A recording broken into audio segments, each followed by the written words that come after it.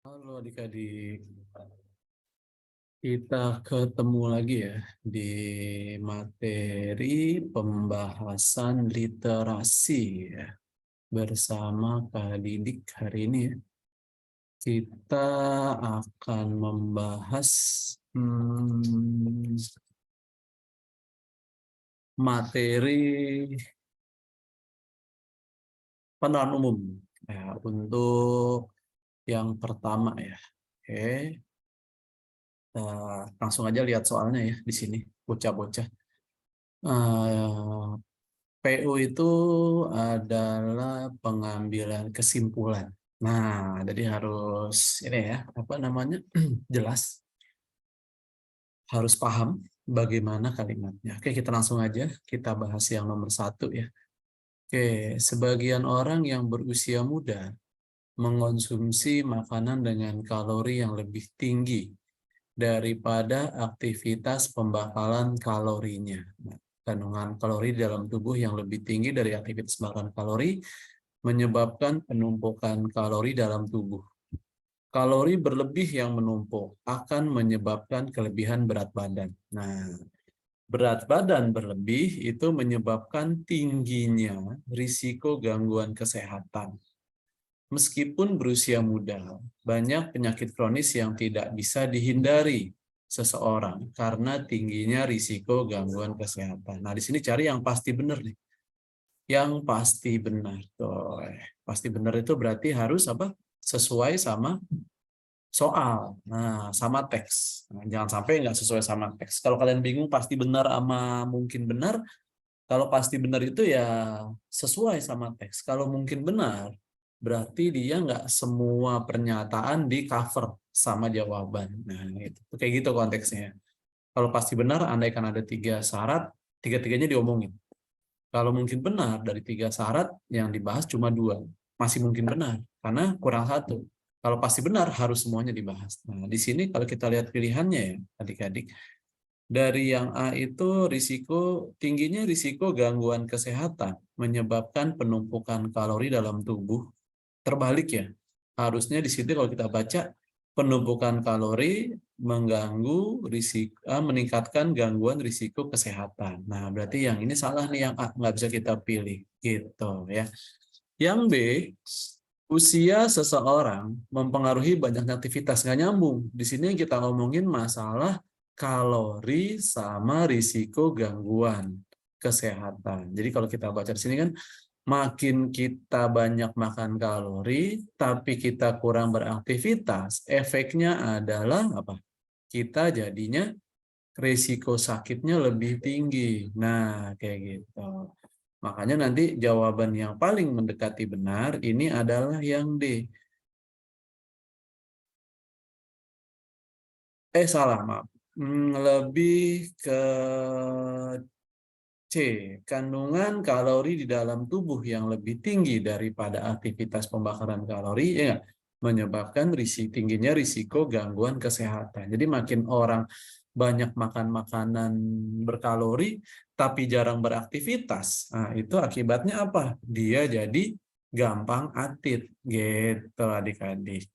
Bisa ya? Jadi jawabannya C saja. Oke, lanjut buat nomor 2 ya. Orang yang sering terkena infeksi memiliki kekebalan tubuh yang menurun karena kekurangan asupan vitamin E. Kadar vitamin E yang rendah dalam tubuh dapat ditingkatkan dengan mengonsumsi suplemen vitamin E. Peningkatan asupan vitamin E dapat meningkatkan produksi antibodi sehingga kekebalan tubuh meningkat. Di sini kata kuncinya adalah peningkatan antibodi. Jadi kalau kamu mengonsumsi vitamin E, efeknya terjadi peningkatan antibodi sehingga kekebalannya jadi meningkat. Nah, jadi itu vitamin E bikin antibodi meningkat, bikin kekebalan meningkat. Nah, cari yang kayak gitu juga tuh bocah-bocah. Ada nggak? Kalau yang A, orang yang sering terkena infeksi memiliki gangguan kekurangan vitamin. Belum tentu. Mengonsumsi vitamin E merupakan cara yang paling mudah dalam meningkatkan kekebalan tubuh. Kita nggak ngomongin masalah mudah di sini. Kita ngomongin kemungkinan, bukan masalah mudahnya. Infeksi dapat sembuh melalui peningkatan asupan vitamin E. Masih bisa kita simpan. Seseorang yang memiliki sistem kekebalan tubuh yang rendah tidak mengonsumsi vitamin E. Belum tentu. Nah, makanya jawabannya lebih ke E. Kekebalan tubuh orang yang sering terkena infeksi akan meningkat jika mengonsumsi suplemen vitamin E. Jadi kita pilih E saja. Ya betul kan? Karena jadi meningkat kekebalan tubuhnya. Jadi kemungkinan terkena infeksi jadi makin berkurang. Gitu ya, bisa ya adik-adik. Kita lanjut lagi. Beberapa orang suka minum kopi tanpa gula, sedangkan beberapa orang lainnya suka minum kopi dengan gula. Kopi tanpa gula itu mengandung zat esensial seperti kromium, kalium, dan vitamin E yang bermanfaat bagi kesehatan. Nambahin gula pada kopi menyebabkan hilangnya manfaat nutrisi yang terkandung di dalam kopi. Untuk memperoleh manfaat kopi, orang disarankan minum kopi tanpa gula. Berdasarkan info tersebut, manakah pernyataan berikut yang pasti benar? Ingat ya, yang pasti benar. Berarti ada di teks. Coba, orang yang tidak minum kopi mengalami kekurangan nutrisi esensial. Masih mungkin. Bisa jadi dapat dari makanan yang lain. Betul nggak sih? Orang yang minum kopi dengan gula mendapat sedikit manfaat. Dibilangnya sedikit. Lalu di sini apa? Hilangnya manfaat. Nah, ingat kata kuncinya adalah hilangnya manfaat, bukan sedikit. Kalau sedikit berarti masih ada. Orang yang tidak pernah minum kopi dengan gula memiliki kromium, justru salah. Ya, justru benar ini. Ya, tidak minum kopi dengan gula memiliki kromium, bisa. Orang yang menyukai kopi tanpa gula lebih sehat. Kita nggak ngomongin masalah sehat di sini. Kita ngomonginnya masalah kandungannya bisa hilang kalau dia pakai gula. Orang minum kopi dengan gula tidak mendapatkan asupan vitamin E. Bisa gitu. Jadi jawabannya lebih ke E. Gitu ya, adik-adik ya. Oke, lanjut nomor berikutnya. Tadi karena dia apa? Pakai gula otomatis tadi nggak dapat asupan. Kalau nggak dapat asupan berarti kekurangan. Ya, gitu ya. Lanjut nomor 4. Ledakan populasi kelawar berdampak terhadap semua jenis makhluk hidup. Hampir semua makhluk hidup mengalami kerugian akibat ledakan populasi. Jadi hampir semua dapat kerugian. Makhluk hidup yang mengalami kerugian paling besar tuh manusia, hewan, ternak, dan tanaman. Itu semuanya dapat kena nih paling besar. Namun ada beberapa tanaman memperoleh keuntungan karena proses penyerbukannya dibantu oleh kelelawar. Nah, di sini kita cari pernyataan yang pasti benar. Yang pasti benar yang mana? Di sini kan dibilangnya semuanya kena kerugian, tapi ada tanaman buah yang penyerbukannya dibantu kelelawar, dia tidak mengalami kerugian. Ya udah. Berarti jawabannya kita pilih yang C. Satu-satunya tanaman yang tidak mengalami kerugian. Tuh, beberapa tanaman buah. Pokoknya beberapa tanaman, pokoknya harus penyerbukannya pakai kelelawar, dia aman. Kalau penyerbukan nggak pakai kelelawar, dia pasti berbahaya. Jadi jawabannya C. Bisa ya? Manusia memiliki kebutuhan untuk menjalin hubungan berpasangan. Nomor 5 sekarang ya. Jatuh cinta merupakan salah satu proses alami memulai hubungan berpasangan. Orang jatuh cinta mengalami reaksi tertentu pada tubuhnya. Dampak jatuh cinta pada tubuh manusia lebih banyak melibatkan reaksi kimia dan hormon. Para peneliti menyebutkan bahwa sensasi jatuh cinta seperti mengonsumsi zat aditif yang menimbulkan euforia. Oke, jadi gitu ya. Kalau kita pengen berpasangan, kita butuh jatuh cinta. Jatuh cinta itu punya rasa tertentu yang bikin euforia atau kecanduan. Nah, betul nggak sih? Kalau udah pernah jatuh cinta, pengen jatuh cinta terus nanti kita bawaannya. Gitulah kira-kira ya adik-adik ya. Oke? Nah, coba kita cek. Sebentar ya. Cari yang pasti benar. Oke, sebagian orang yang mengalami sensasi jatuh cinta memiliki kebutuhan menjalin hubungan berpasangan. Justru terbalik ya. Dia butuh rasa jatuh cinta sebelum menjalin berpasangan. Nah, makanya jawabannya B. Setiap orang membutuhkan perasaan jatuh cinta untuk memenuhi kebutuhan berpasangan dia. Gitu. Bisa ya, Cups? Oke, lanjut. Berikutnya bocah-bocah reggae nomor 6. Oke, gampang kan? Ini harus bisa benar dari ntar 12, 10, 12 ya? 12 atau 10 soal yang tadi dibahas, kalian paling enggak tuh benar 10 lah ya, atau benar, ya 10-an, itu udah aman. Kalau bisa benar semua, 12. Wah, itu udah kece badai ya. Oke, sebuah penelitian menunjukkan bahwa seseorang yang nyetir sambil mengetik pesan bereaksi lebih lambat terhadap perubahan yang terjadi di jalan raya.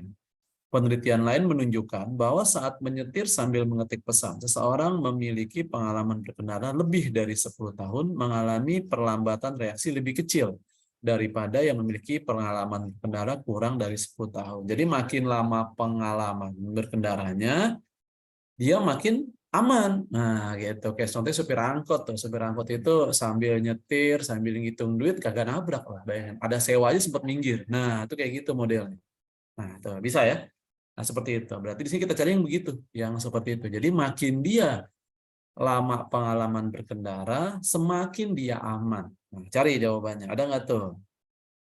Yaitu yang A kurang ya, yang A kurang, yang B juga nggak pas, yang C, nah yang C bisa nih kita pilih. Jadi kita pilih C saja.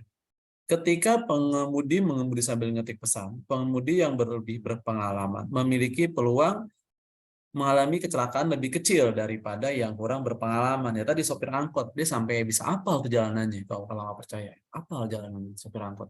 Lobang-lobangnya apal. Karena apa? Dia sering melewati jalan itu, udah hatam ya. Oke, lanjut ya. Nomor 17. Kondisi pandemi memengaruhi keberlangsungan ekonomi suatu daerah. Pengamat ekonomi bilang bahwa pembatasan sosial berskala besar menyebabkan sebagian perusahaan tidak dapat menjalankan usahanya. Di sini cari yang memperlemah argumen.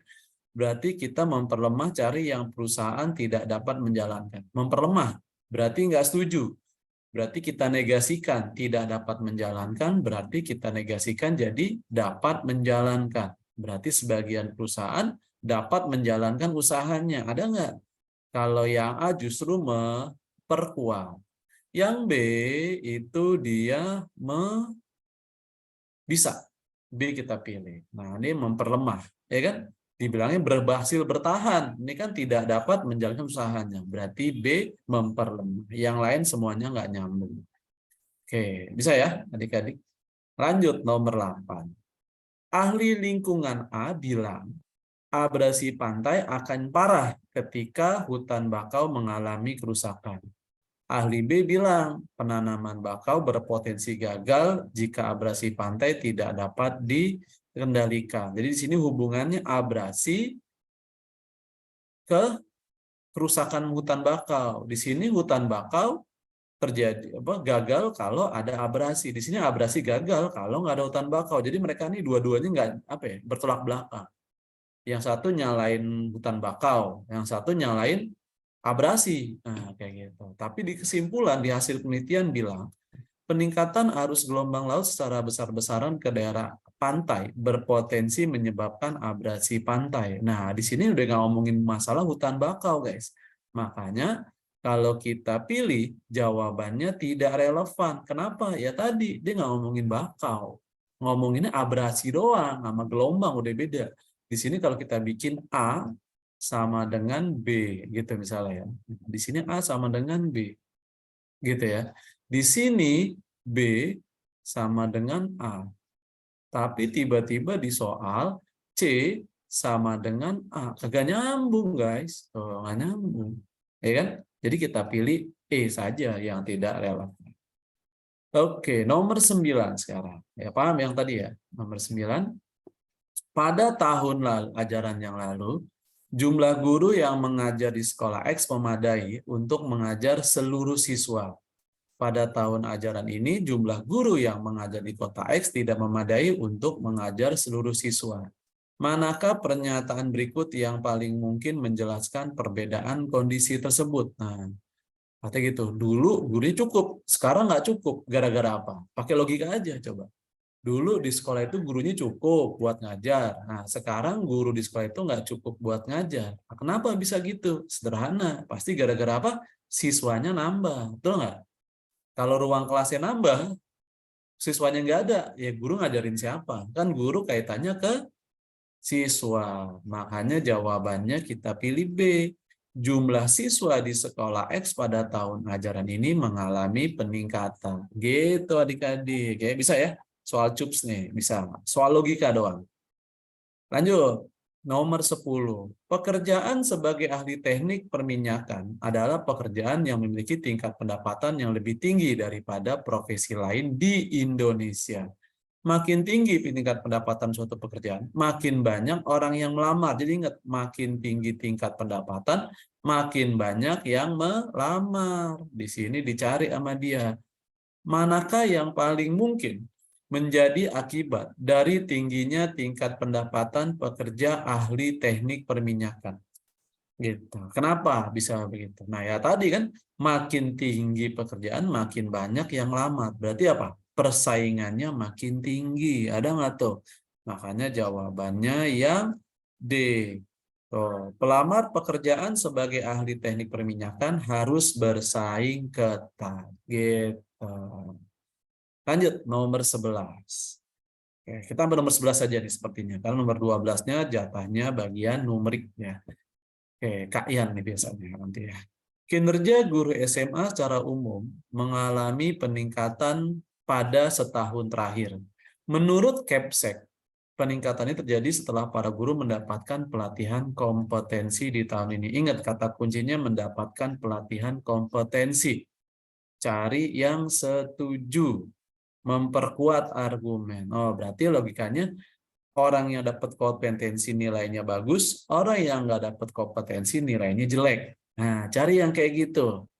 Nah, dari pilihan A nggak mungkin, B juga belum tentu, ya. Yang C belum. Nah, makanya jawabannya lebih ke E. Kinerja guru yang tidak mengikuti pelatihan kompetensi lebih rendah daripada yang mengikuti pelatihan. Gitu adik-adik. Oke, bisa ya, paham ya sampai sini ya. Oke. Oke, jadi itulah seputar penalaran umum ya. Jadi kita lebih ke antara memahami bacaan ditambah dengan logika kita. Jadi kalau sampai penalaran umum kalian jelek, berarti ada masalah di dua hal tadi, yaitu bacaan atau logika kalian yang bermasalah. Gitu. Oke, jadi mungkin sampai sini aja nih pembahasan kita di materi penalaran umum. Nanti kita lanjutkan di materi berikutnya yaitu pemahaman bacaan. Oke ya, adik-adik ya. Kalau gitu sampai ketemu lagi semuanya. Assalamualaikum.